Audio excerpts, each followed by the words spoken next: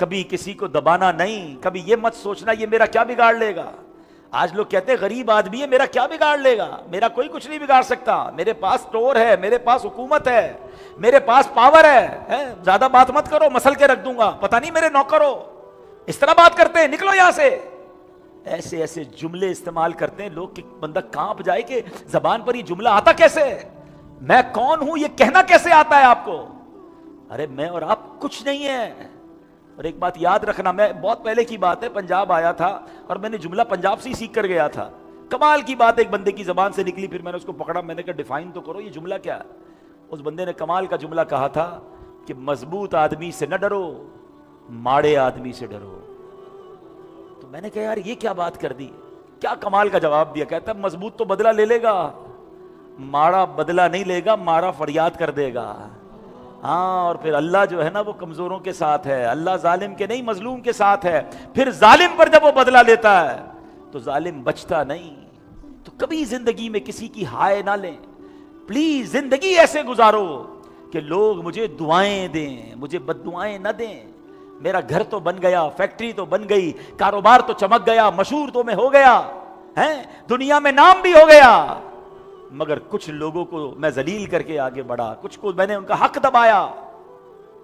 برباد ہونے میں دیر نہیں لگے گی۔ بلکہ میں ایک اور مشورہ دیتا ہوں، میں کہتا رہتا ہوں بیان میں، کبھی زندگی میں آپ کو ایسا محسوس ہونا کہ یار لائف بہت کمال کی گزر رہی تھی، بڑی اچھی صحت تھی، کاروبار بھی سیٹ، فیملی بھی مزے میں، مگر اچانک ایک ایک کر کے چیزیں بگڑ رہی ہیں، کاروبار ڈسٹرب ہو رہا ہے، مسائل آ رہے ہیں، فیملی میں جھگڑے شروع ہو گئے ہیں، صحت خراب ہو رہی ہے، تو دیکھ لو کسی کا دل تو نہیں دکھا دیا، کسی کی ہائے تو نہیں لے لی، بنا بنایا سب تباہ ہو جاتا۔ تو زندگی کا اصول بنایا۔ اچھا پھر شیطان پتہ کیا کرتا ہے، ہمیں یاد آ جاتا ہے، ہم انسان ہیں نا، ہمیں یاد آ جاتا ہے کہ ہاں یار اس دن ملازم کو، اس دن اس غریب آدمی کو، اس دن ٹھیلے والے کو، مسجد کے خادم کو، ہاں نہ مسجد کے اندر آ کے لوگ ذلیل کر کے جاتے ہیں۔ بھائی آپ 5 وقت کے نمازی ہیں، اس کا مطلب مسجد کے مالک ہو گئے؟ آپ نے مسجد بنائی ہے تو کیا مسجد کے مالک ہو گئے؟ یہ اللہ کا گھر ہے، کسی کا گھر نہیں۔ جس نے بھی پیسے دیے ہوں، جو بھی انتظام کر رہا ہے، سب خادم ہے، مالک رب ہے۔ تو کبھی یہ کسی کو اجازت نہیں ہے کہ کسی امام صاحب، کسی مؤذن، کسی نمازی، کسی خادم کو ذلیل کر کے چلا جائے، نہیں، زندگی میں کبھی بھی نہیں۔ اگر آپ نے کسی کا دل دکھایا ہے تو شیطان پتہ ہے دماغ میں کیا ڈالتا ہے، یار آئندہ نہیں کروں گا، نہیں، آپ کو اس سے معافی مانگنی پڑے گی، اس کو راضی کرنا ہوگا، وہ جب تک راضی نہیں ہوگا رب بھی راضی نہیں ہوگا۔ دل بڑا کریں، ہمت کریں، معافی مانگے، بے شک وہ غریب ہے۔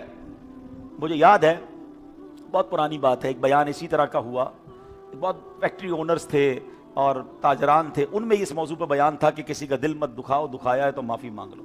مجھے 2 دن بعد ایک فیکٹری اونر کا فون آیا، کہتا ہے جس دن آپ کا بیان سنا رات بھر سویا نہیں، کیونکہ اسی دن میں نے اپنی آفس کے اندر اپنے ملازم کو سب کے سامنے ذلیل کیا تھا، غلطی ہو گئی تھی اس سے کوئی، مگر میرے منہ میں جو آیا میں نے اس کو بول دیا۔ آج کل تو یہی ہوتا ہے نا، گالی بھی دیتے ہیں، ڈانٹتے بھی ہیں، بعضوں کا تھپڑ بھی مار دیتے ہیں۔ وہ غریب آدمی ہے، نوکری چھوڑ کے کہاں جائے گا؟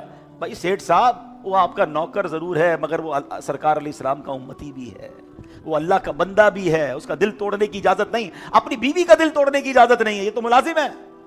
وہ کہتا ہے میں ساری رات سوچتا رہا کہ یار غلطی تو ہو گئی ہے، اللہ کو کیسے راضی کروں گا، اللہ ناراض ہو جائے گا تو میرا کیا بنے گا۔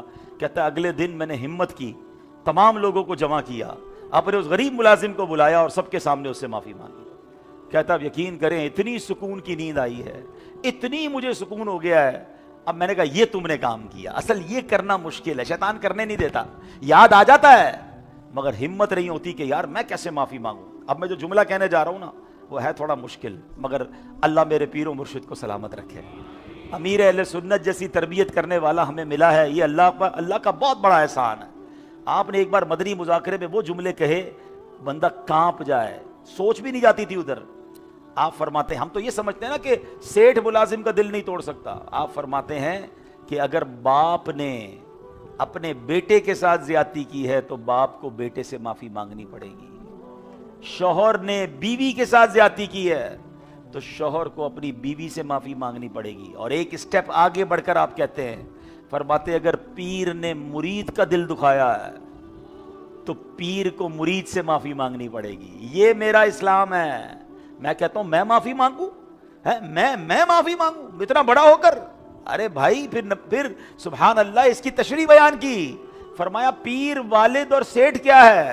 سرکار دو عالم علیہ الصلوۃ والسلام صحابہ کے سامنے کھڑے ہو کر فرماتے کسی کا دل دکھا ہے، کسی کا حق اگر تلف ہو گیا ہے تو مجھ سے بدلہ لے لے۔ یہ تربیت مصطفیٰ کریم علیہ الصلوۃ والسلام کی ہے۔ اور میں کہوں کہ میں آگے بڑھ کر نہیں، یہ بڑھیا کی فریاد یاد رکھنا کہ اے اللہ میں تو نہیں دیکھ رہی تھی، تو دیکھ رہا تھا، میں کمزور تھی اور ظالم نے میرا گھر ڈھا دیا۔ ظلم نہ کرنا، کبھی ظلم نہ کرنا، کبھی زیادتی نہ کرنا، تھوڑا ہمارا حصہ تھوڑا مل جائے میں تھوڑا منظور ہے، کسی کا حق دبا کر نہیں چاہیے، کسی کی زمین پر قبضہ کر کے نہیں چاہیے، کسی یتیم کا مال کھا کر، کسی بہن کا ورثہ۔ بدقسمتی سے لوگ اپنی بہنوں کو ورثہ نہیں دیتے ہیں، اپنے خاندان کے یتیم بچوں کو ورثہ نہیں دیتے۔ کدھر جاؤ گے یہ پیسہ لے کر؟ کدھر جاؤ گے یہ مال لے کر؟ کبھی زندگی میں یہ کام نہ کرنا، یہ پیسہ کسی کام کا نہیں ہے، وہ بربادی، وہ بیماری، وہ پرابلم لے کر آئے گا، پھر آپ کو پتہ بھی نہیں چلے گا اور سارا معاملہ ہی ہاتھ سے نکل جائے گا۔ اللہ مجھے بھی اور آپ کو بھی مسلمانوں کا خیر خواہ بنا دے، میری وجہ سے لوگ خوش ہوں، میری وجہ سے لوگوں کے چہروں پر مسکراہٹیں آئیں، آسانیاں آئیں، نہ کہ میری وجہ سے تکلیف آئے۔ وَتُعِزُّ مَن تَشَاءُ وَتُذِلُّ مَن تَشَاءُ بِيَدِكَ الْخَيْرُ إِنَّكَ عَلَىٰ كُلِّ شَيْءٍ قَدِيرٌ۔ اور تو جسے چاہتا ہے عزت دیتا ہے، جسے چاہتا ہے ذلت دیتا ہے، تمام بھلائی تیرے ہی ہاتھ میں ہے، بے شک تو ہر شے پر قدرت رکھنے والا ہے۔ تو پتا چلا کہ عزت دینے والا بھی رب ہے، ذلت دینے والا بھی رب ہے، اسے ناراض کرو گے وہ تمہیں ذلیل کر دے گا۔ اے میرے پیارے اسلامی بھائیوں، ایک اور بات یاد رکھیں، ہم بعض اوقات سمجھتے ہیں کہ یار لوگ میرے بارے میں باتیں کر رہے ہیں، یار میسج چل رہے ہیں، سوشل میڈیا پر بات ہو رہی ہے، یہ دماغ سے بات نکال دو۔ پورا پاکستان کسی کو ذلیل کرنا چاہے، میرے رب نے عزت لکھی ہے، اسے کوئی ذلیل نہیں کر سکتا، اسے عروج ہی مل رہا ہے، اور سارے مل کے اس کو عزت بڑھانا چاہیں اور اللہ نے ذلیل کرنا ہے تو وہ ذلیل ہو کر رہے گا، کیونکہ عزت اللہ کے پاس میں ہے، عزت اس کے دستے قدرت میں ہے، ہم نے اس کو راضی کرنا ہے۔ دنیا والوں کو راضی کرنے کے لیے اپنے مالک کو ناراض مت کر بیٹھنا۔ کچھ لوگ کام ایسے کرتے ہیں کہ دنیا والے راضی ہو جائیں، دنیا میں مشہور ہو جاؤں، دنیا میں میرے فالوور بن جائیں۔ یہ دیکھو کہ یہ جو کام کر رہے ہو اس میں رب راضی ہے کہ نہیں؟ دنیا والے تو راضی ہو گئے، کہیں رب ناراض نہ ہو گیا۔ اصل میں ایک اور فینومینا، ایک اور بات سمجھ کے جائیے، عزت اور ہے، شہرت اور ہے، یہ بات سمجھ جائیے۔ ہم جو بھاگ رہے ہیں نا، یہ ایکچولی عزت کے پیچھے نہیں، شہرت کے پیچھے بھاگ رہے ہیں۔ رسپیکٹ اور fame, these are two different things. اب میں آپ کو آپ کہیں گے اس کا یہ کیا بات ہوئی، عزت اور شہرت میں فرق کیسے؟ میں آپ کو سمجھاتا ہوں۔ ابھی محرم میں ماشاءاللہ آپ سب نے کئی بیانات سنے، ایک ہستی کا بار بار ذکر سنا، بڑی عقیدت سے سنا، وہ کون تھے؟ امام عالی مقام امام حسین رضی اللہ۔ سب عزت کرتے ہو، ہمارے بچے قربان ان پر، مگر ایک اور بدبخت کا بھی ذکر سنا، اور تقریباً روز ہی سنا۔ کس کا سنا؟ یزید کا سنا ہے۔ کتنا مشہور ہے، جو امام حسین کو جانتا ہے وہ یزید کو بھی جانتا ہے، تو مشہور تو وہ بھی ہے۔ اوئے ہوئے ہوئے، یزید کے تو لاکھوں جانتے ہیں، اس کو کروڑوں لوگ جانتے ہیں۔ شیطان کو کون نہیں جانتا؟ شیطان سے زیادہ مشہور کون ہے؟ اگر شیطان کا فیس بک پیج ہوتا تو پتہ نہیں کتنے بلین فالوور ہوتے اس کے۔ ہر مذہب والا شیطان کو جانتا ہے۔ یزید اور امام حسین کو تو مسلمان جانتے ہیں نا بھائی، شیطان کو تو ہر دنیا کا مذہب والا جانتا ہے، موسٹ پاپولر۔ تو یہ عزت ہے کیا؟ یہ شہرت ہے۔ یزید کی شہرت ہے اس کے ظلم کی وجہ سے، میرے امام کی شہرت ہے قربانی کی وجہ سے۔ یزید کو لوگ جانتے ہیں زیادتی، جبر اور بدکاری کی وجہ سے، میرے امام کو لوگ اپنے دلوں میں بساتے ہیں۔ کیوں بساتے ہیں؟ کیونکہ ان کی پرہیزگاری، ان کی سبحان اللہ شان، ان کی شوکت، وہ نبی پاک کے نواسے ہیں۔ فرق سمجھ آیا؟ حسین بھی مشہور ہے، یزید کو بھی کچھ لوگ جانتے ہیں، مگر امام حسین ہمارے دل میں بستے ہیں۔ تو زندگی کا اصول بنا لیں کہ شہرت نہیں، ہمیں عزت چاہیے۔ ہاں دنیا ساری جانے اور رب ناراض ہو، کیا کرنا ہے اس عزت کا؟ ہاں اللہ راضی ہونا چاہیے، اللہ کے حبیب علیہ الصلوۃ والسلام راضی ہونے چاہیے۔ میں جناب اتنا مشہور، مجھے جناب پوری دنیا جانتی ہے۔ حضرت آپ کے گناہوں کی وجہ سے، آپ کی خطاؤں کی وجہ سے، آپ کی برائیوں کی وجہ سے آپ کو جانتی ہے، نہیں۔ اللہ اکبر۔ یہ جو امت ہے نا، اس امت کو نبی پاک علیہ الصلوۃ والسلام نے اللہ کی طرف سے گواہ فرمایا۔ ایک حدیث پاک ہے، پیارے آقا علیہ الصلوۃ والسلام کہیں جلوہ فرما تھے، قریب سے ایک جنازہ گزرا، لوگوں نے کہا بڑا برا آدمی تھا، بڑا بدبخت، بہت گناہگار. نبی پاک نے فرمایا وجبت, واجب ہو گئی. تھوڑی دیر بعد ایک اور جنازہ گزرا. لوگوں نے کہا بڑا نیک انسان تھا, بڑا اچھا آدمی تھا, سبحان اللہ, لوگوں کی مدد کرنے والا تھا. میں حدیث کا خلاصہ بیان کر رہا ہوں. میرے آقا نے فرمایا وجبت, واجب ہو گئی.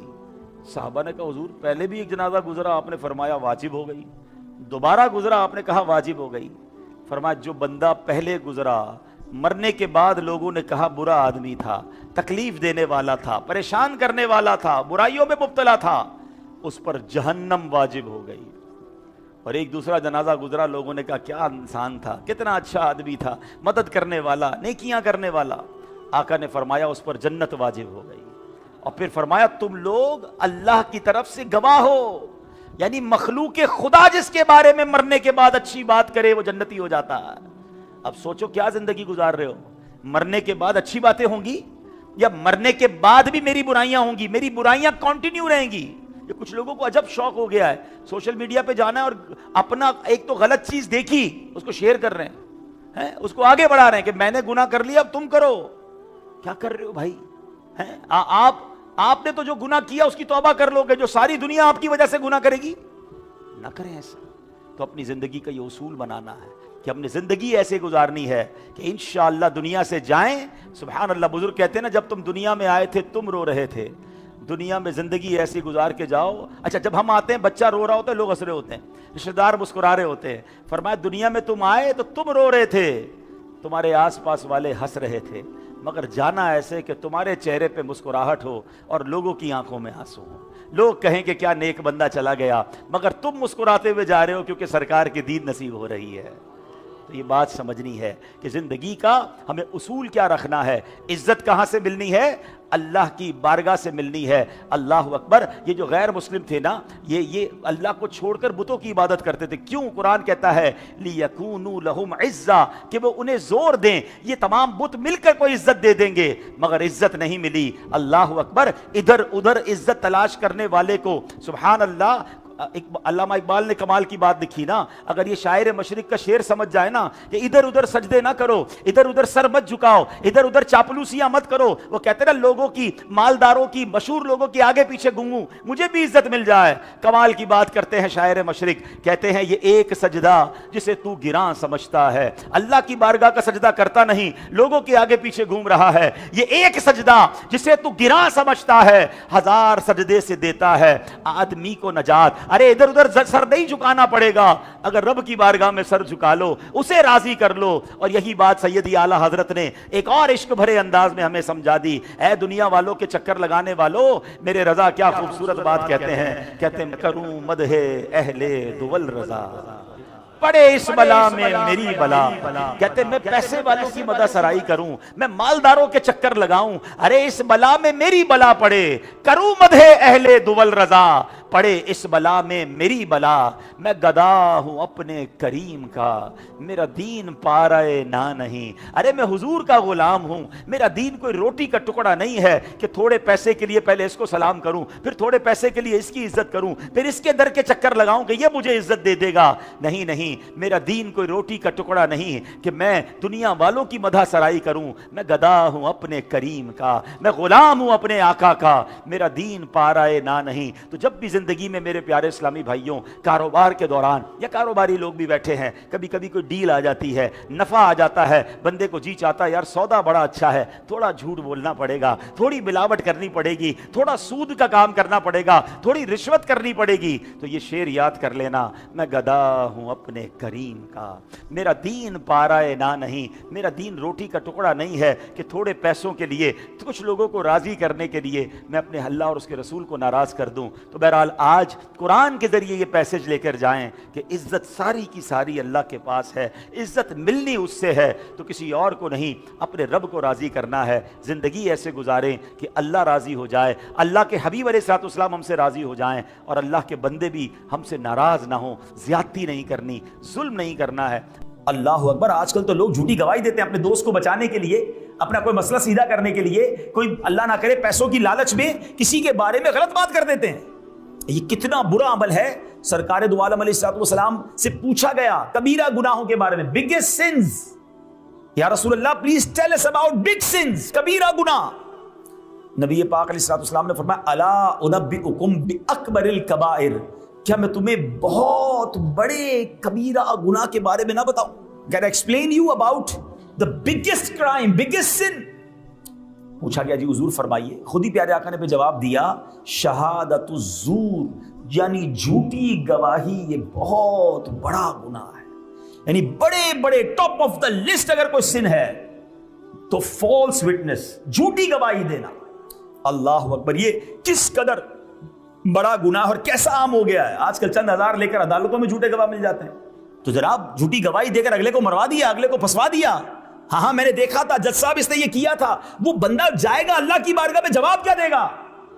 جو کسی کے بارے میں جھوٹی گواہی دے رہا ہے وہ قیامت کے دن منہ کیا دکھائے گا؟ اچھا ایسا نہیں یہ کورٹ کچہری, اب کوئی ہو سکتا ہے کہ یار یہ تو کورٹ کچہری کی بات ہے, نہیں ہماری فیملیز میں یہ ہو رہا ہے. یہ یعنی یہ implementation about the false witness, جھوٹی گواہی ہماری روزمرہ کی زندگی میں بھی چل رہا ہے. وہ کیسے؟ اب میں بتاتا ہوں. مثال کے طور پہ گھر میں لڑائی ہو گئی ساس بہو کی, بیچارہ شوہر گھر گیا, بیوی کہتی آپ کی ماں نے تو یہ کہا تھا. ماں نے حالانکہ نہیں کہا, یا اس انداز میں نہیں کہا, اس کو ایسا ٹویسٹ کر کے بتایا کہ بندہ ماں کے خلاف ہو جاتا ہے. اچھا ماں کے پاس یا ماں کہتی بیوی نے یہ کہا تھا, میں تو نہیں رہوں گی اس کے ساتھ. اب ماں سوچے کہ کیا واقعی اس کی بیوی نے یہ کہا تھا, ند بھاوچ کے اندر یا جھوٹے الزام چل رہے ہوتے ہیں. نہیں, میری بہنیں جو سن رہی ہیں, وہ فیملی ممبر جو سن رہے ہیں, جو بھائی بھائی کو لڑانے کے لیے, شوہر بیوی کو لڑانے کے لیے, بہن بہن کو لڑانے کے لیے جھوٹی گواہی دیتے ہیں اور چاہتے ہیں کہ گھر ٹوٹ جائیں. اب سوچیں یہ کتنا بڑا گناہ ہے, یہ کتنا بڑا کبیرہ گناہ ہے. آپ ذرا غور کریں نا. دیکھیں ابھی بات کیا ہوئی کہ جھوٹ سے بچنے کا قرآن حکم دے رہا ہے. جھوٹ بعض صورتوں میں کبیرہ گناہ ہے, مگر آپ کو معلوم ہے سلوح کروانا, جوڑنا ہے, کنیکٹ کرنا, یہ اللہ کو کتنا پسند ہے کہ وہ بعض صورتیں جہاں جھوٹ بولنے کی اجازت ہے, جہاں پرمیشن دی گئی کہ انسان جھوٹ بول سکتا ہے, وہاں ایک پرمیشن یہ بھی ہے کہ اگر دو مسلمانوں میں دوری ہو گئی ہے نا, دو بھائی لڑ پڑے ہیں, دو بہنوں میں جدائی ہو گئی ہے, میاں بیوی میں جدائی ہو گئی ہے, تو آپ دونوں کے درمیان سلو کروانے کے لیے جھوٹ بول سکتے ہیں. اس کی صورتیں ہیں, اس کی ڈیٹیل ہے پوری, مگر میں سمجھانا چاہ رہا ہوں کہ کتنا شریعت کو پسند ہے کہ مسلمانوں کو کنیکٹ کیا جائے. وہ لوگ اللہ کی بارگاہ میں کیا جواب دیں گے جو ڈسکنیکٹ کرتے ہیں, جو رشتہ داریاں توڑوا رہے ہیں, جو پارٹنرشپ ختم کروا رہے ہیں, جو دو مسلمانوں کے درمیان دوریاں ڈال رہے ہیں. پتہ چلا اس نے یہ کہا تھا آپ کے بارے میں. اچھا تھوڑی دیر میں آپ کسی بھائی کے پاس بیٹھے ہیں اور اس نے کسی اپنے دوست, اپنے پارٹنر یا کسی دوسرے اسلامی بھائی کے بارے میں غلط بات کری دی کہ یار وہ بندہ ٹھیک نہیں ہے یا اس کا یہ پرابلم ہے, واٹس ایور. آپ پر کب واجب ہے کہ آپ وہاں پہنچائیں؟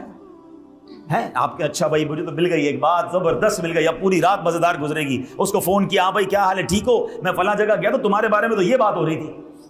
اللہ اکبر, وائی, تاکہ دونوں میں دوری ہو. اچھا اگلا بھی بڑا بھولا بھالا, کیا بھولا بھالا کہوں اس کو بھی, ہیں عقل اتنی نہیں ہے. اچھا یہ میرے بھائی نے میرے بارے میں ایسا کہا, میرے دوست نے کہا, فلاں نمازی نے کہا, اب میں بھی نہیں چھوڑوں گا. وہ لڑائی کے لیے آمادہ ہو گیا. ارے بھائی وہ چغل خوری کر رہا ہے, تم دونوں کے درمیان دوری ڈال رہے ہو اور تم کان کے کچے اس کی بات بھی مان رہے ہو. وہ لوگ سوچیں جو ادھر کی بات ادھر پہنچاتے ہیں. اگر آپ کے سامنے کسی نے کسی کا کوئی مائنس پوائنٹ ذکر کر بھی دیا تو آپ پر کب واجب ہے دوسرے تک پہنچانا؟ چھوڑ دینا, بھول جائیں, کارپٹ کے اندر ڈال دیں, بھلا دیں اس بات کو تاکہ مسلمانوں میں لڑائی نہ ہو. اللہ اکبر. اے میرے پیارے اسلامی بھائیوں, کاش یہ بات سمجھ آ جائے کہ نہ فیملی میں جھوٹی بات کرنی ہے, نہ دوستوں میں جھوٹی بات کرنی ہے, نہ عدالت میں جھوٹی گواہی دینی ہے, کیونکہ آنکھ, کان اور دل کے بارے میں کوسچن ہونا ہے. Everybody must think about it کہ میری آنکھ کیا کرتی ہے, how I will answer on the day of judgment, about my eyes, about my ears and about my heart. سارا دن رونگ غلط چیزیں سوچ رہے ہیں, دیکھ رہے ہیں اور کہہ رہے ہیں جناب کیسے جواب دو گے؟ مجھے تو عشق والی بات یاد گئی کہ یہ آنکھیں, یہ دل اور یہ زبان بنائی کیوں ہے اللہ نے. ہاں you know for what Allah created this.